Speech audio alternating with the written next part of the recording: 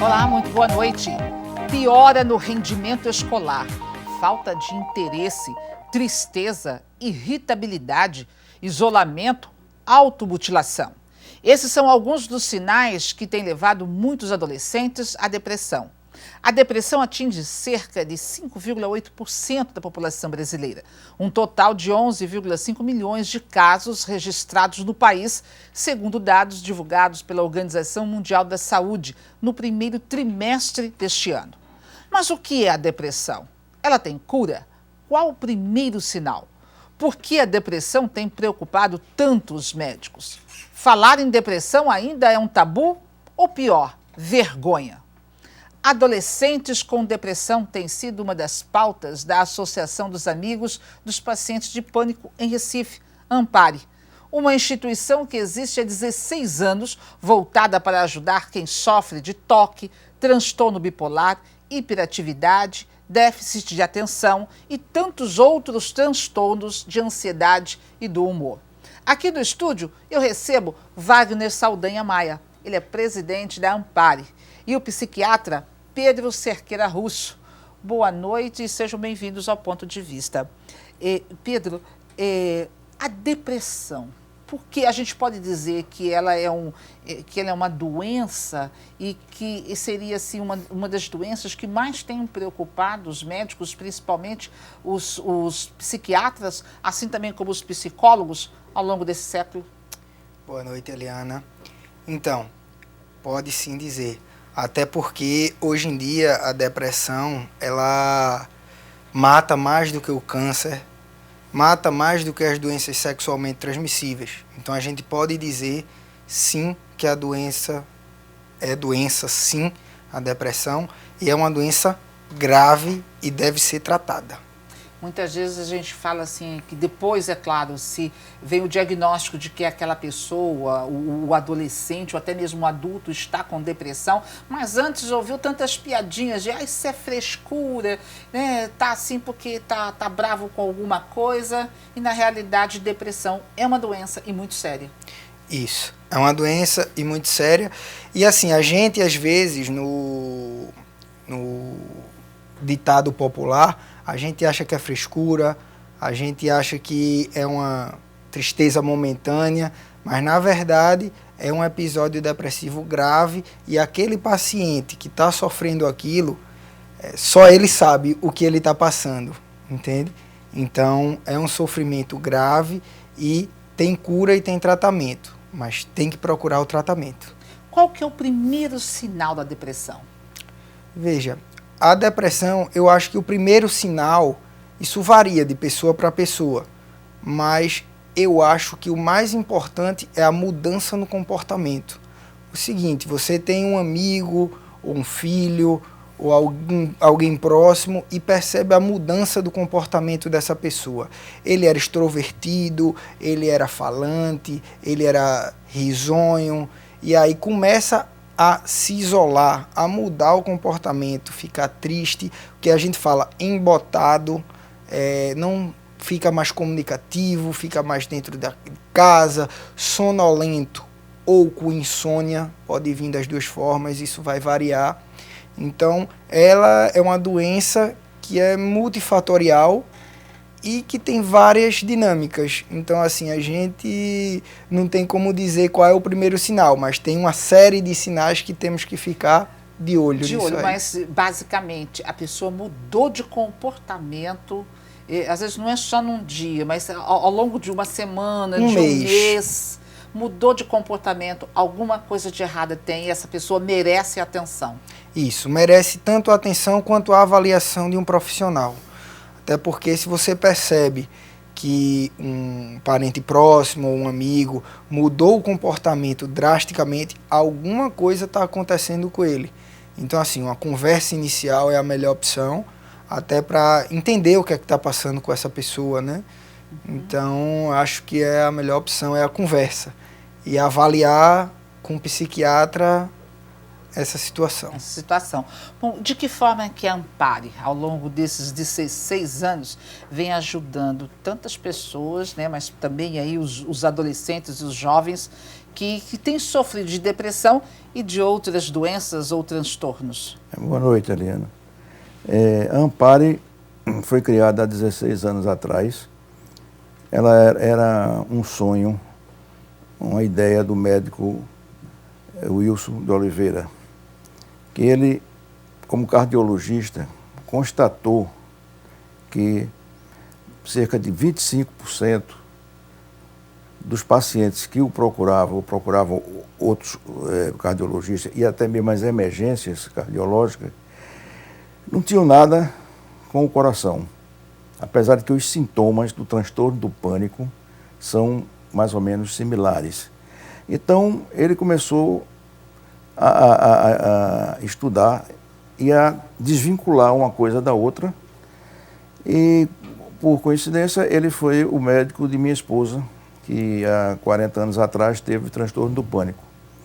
E, depois do tratamento, ela ficou boa, ele lançou essa ideia, que ela encampou, eu fui junto, e estamos há 16 anos, né? Hoje atendendo não só os pacientes com transtorno do pânico, mas todas aquelas patologias ligadas ao sistema emocional, né? A ansiedade e também ao humor. Então veio a 16. Nós, o que é que nós fazemos? Nós temos de 2 em 2 anos um fórum, onde abordamos com profissionais da área os assuntos mais atualizados, né? Também fazemos palestras, não só no auditório da Associação Médica de Pernambuco, onde nós funcionamos, e também em entidades que nos requisitam, nos convidam. E vocês oferecem um atendimento de psicólogos e aí era o mais importante que eu ia falando para você, que é justamente atender aos pacientes que não têm condições, principalmente esses que não têm condições de pagar uma consulta normal. Então nós temos uma equipe de psicólogos, que são 16, e psiquiatras, que são 11, e que atendem em consultórios. Nós temos 7 consultórios, funcionamos no prédio anexo da Associação Médica de Pernambuco, e esses profissionais atendem por um preço diferenciado. As nossas consultas para o psiquiatra custa R$100, e para o psicólogo ela varia de 50 a 100, de acordo com a condição econômica do paciente.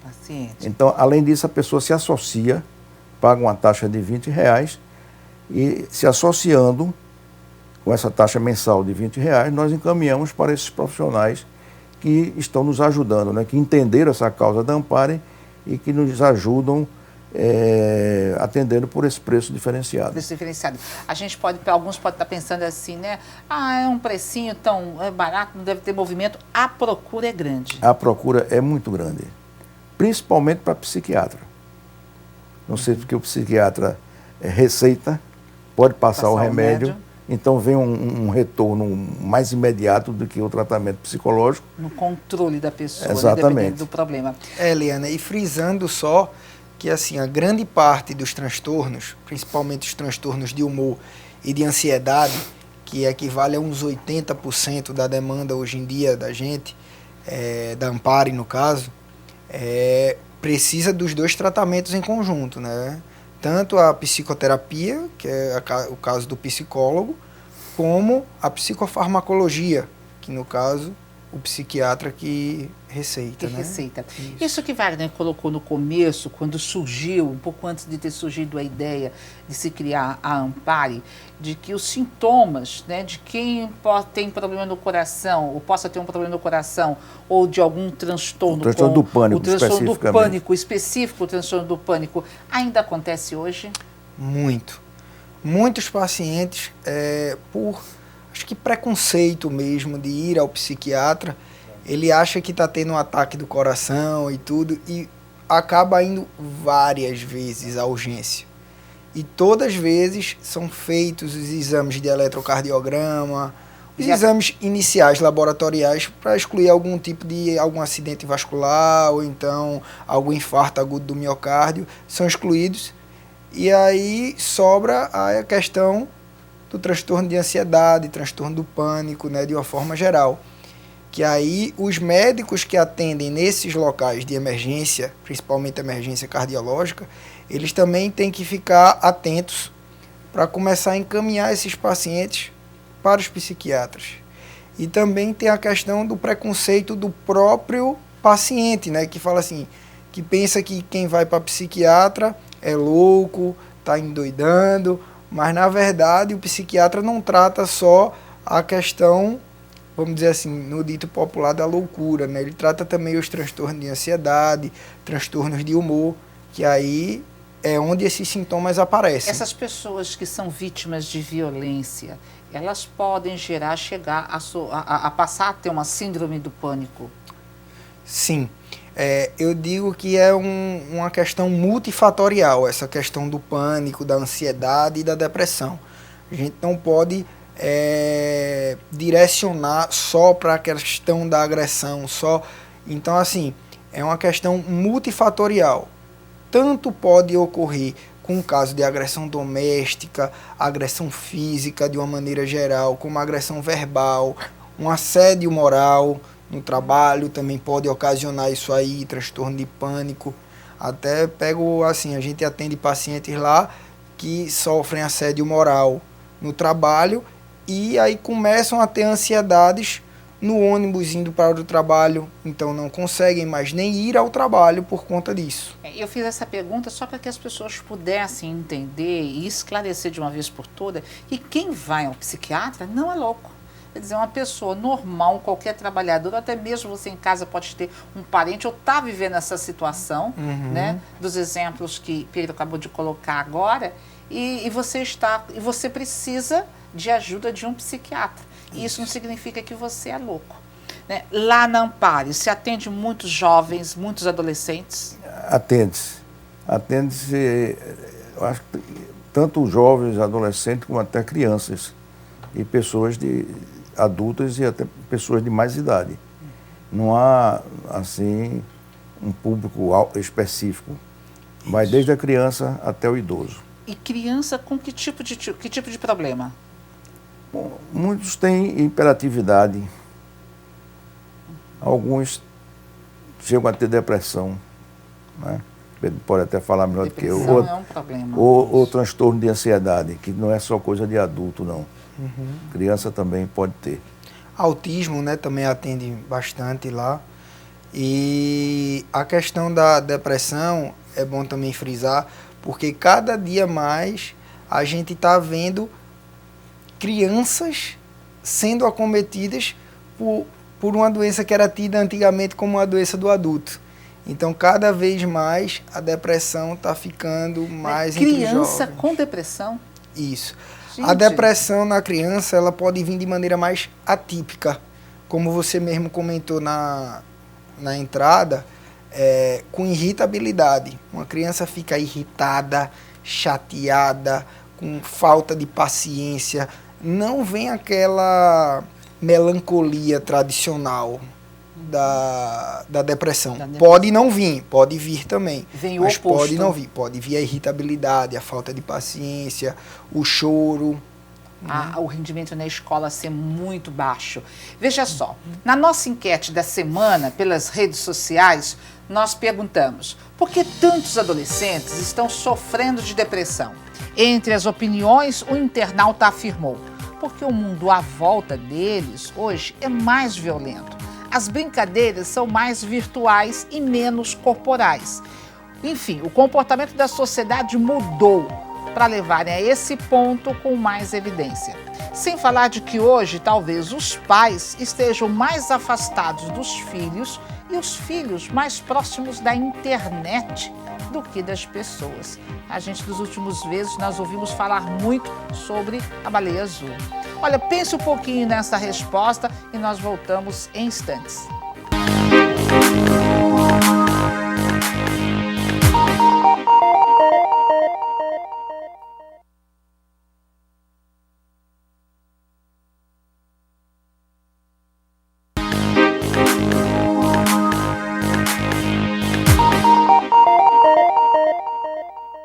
Os adolescentes que pedem socorro, esse é o tema do Ponto de Vista deste sábado. Nossos convidados são Wagner Maia, presidente da Ampare, Associação dos Amigos dos Pacientes do Pânico em Recife, e o psiquiatra Pedro Russo.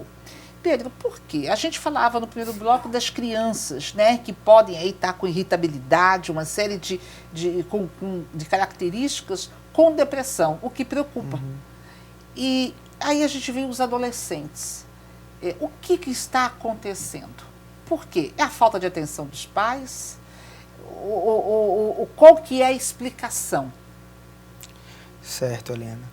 Veja só. Então, a gente não pode dizer que é um fator em especial. A gente pode dizer que é um conjunto de fatores.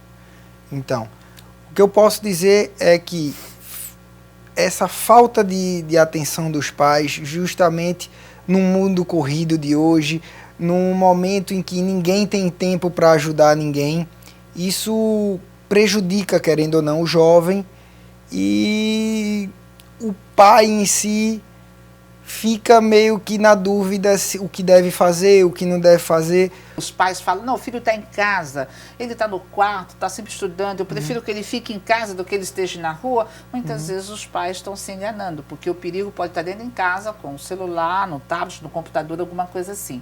Né? Às vezes os pais, nessa correria do dia a dia, não acompanham o filho do que está acontecendo na escola. Ele pode estar sofrendo de bullying ou de qualquer outro problema, e isso acarreta uma depressão. Né? No programa semana passada, a gente falava das crianças que nascem com alguma deformidade e de repente ou a criança que não tem um braço, não tem uma perna, não tem um dedo, tem algum defeito físico, ou aquela criança que é gordinho, que é magra demais, ou que não se enquadra dentro daquilo que a turma considera o ideal, essa criança ela se cala, ou esse adolescente se cala, e isso leva à depressão. Isso. Hoje em dia o diferente é estranho para todo mundo. Então, lidar com o diferente é que é o problema. E ser diferente e aceitar essa diferença que também é o problema hoje em dia entre os jovens, que eles não entendem muito bem isso aí. E aí isso leva...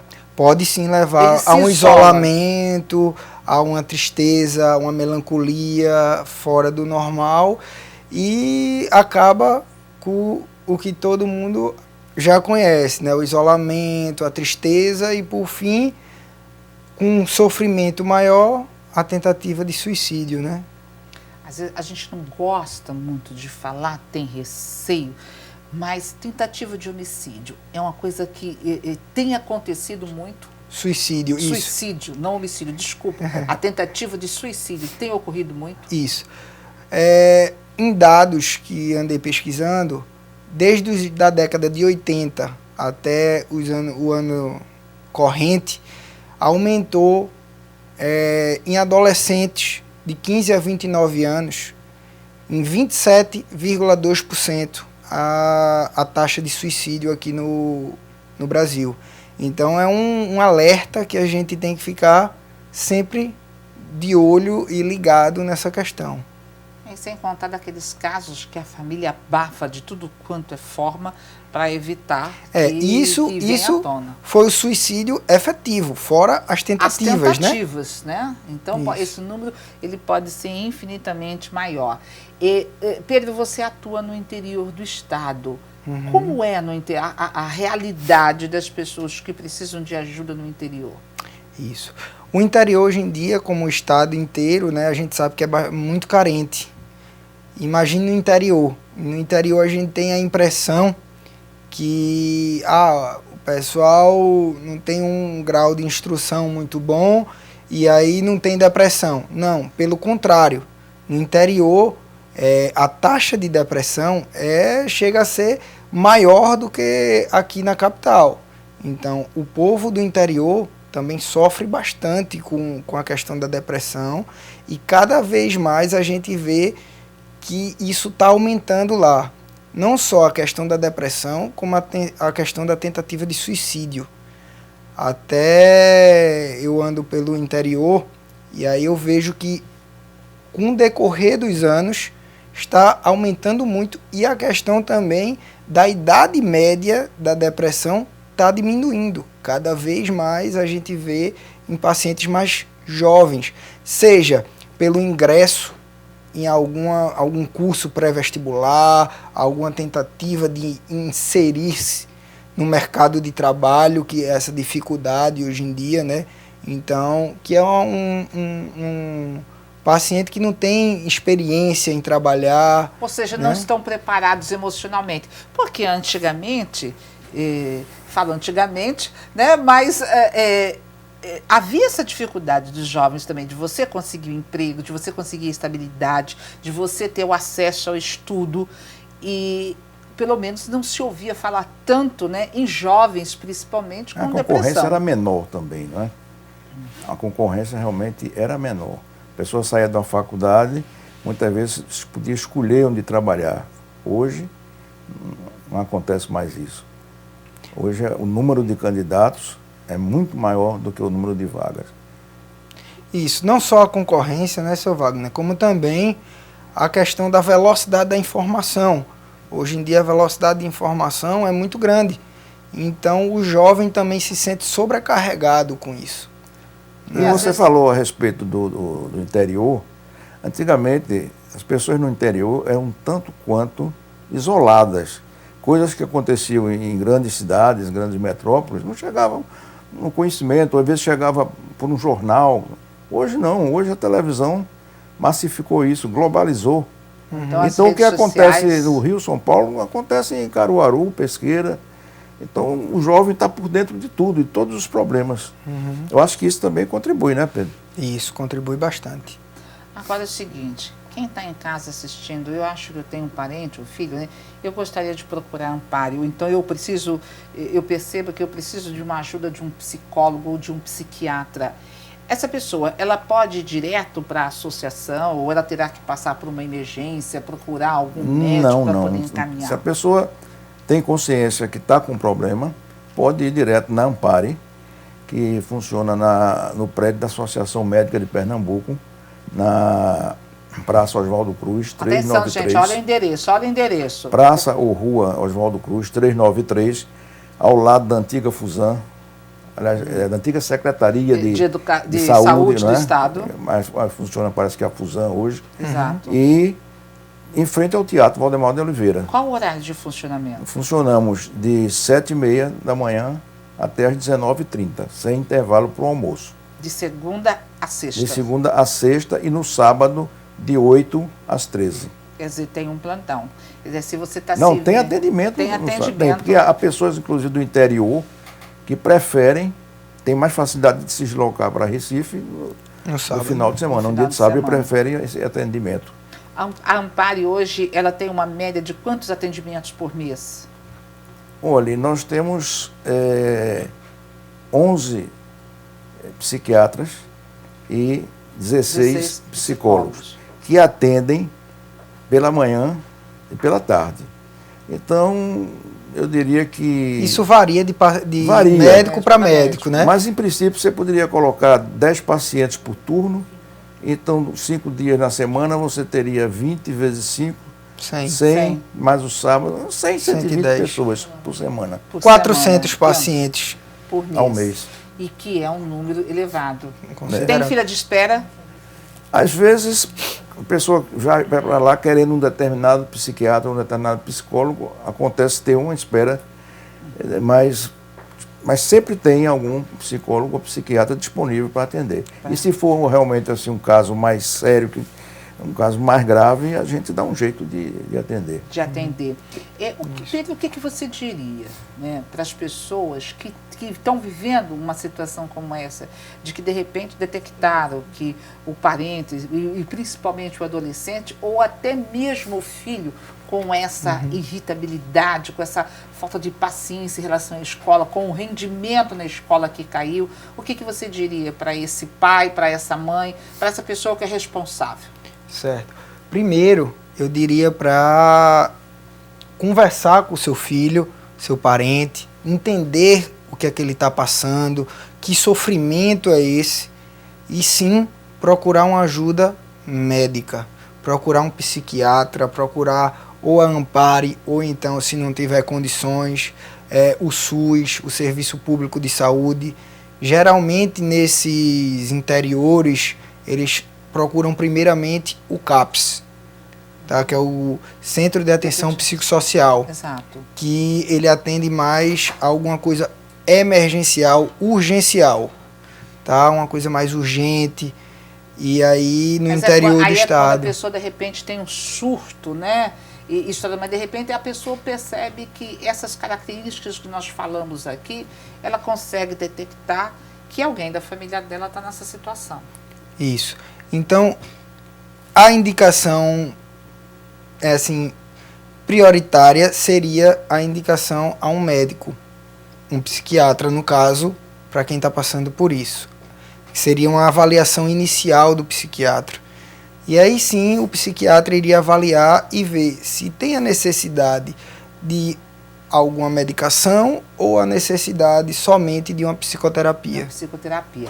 Bom, vocês ouviram aí, né? Primeiro passo, psiquiatra, procurar, anotar o endereço da Ampare. Eu queria só acrescentar o telefone. Sim, o telefone. 3222-6252.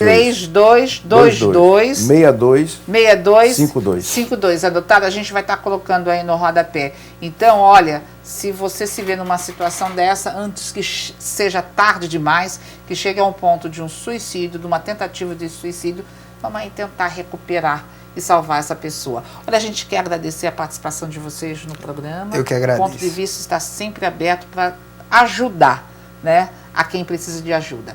A gente está terminando, no próximo sábado nós estaremos de volta às 10 para 7 da noite. E você pode participar dando sua opinião, enviando sugestões de temas. Para rever o programa de hoje, acesse o site www.tvtribunape.com.br ou deixe o seu recado em facebook.com/programa Ponto de Vista. Uma ótima noite de sábado, um excelente domingo e até a semana que vem.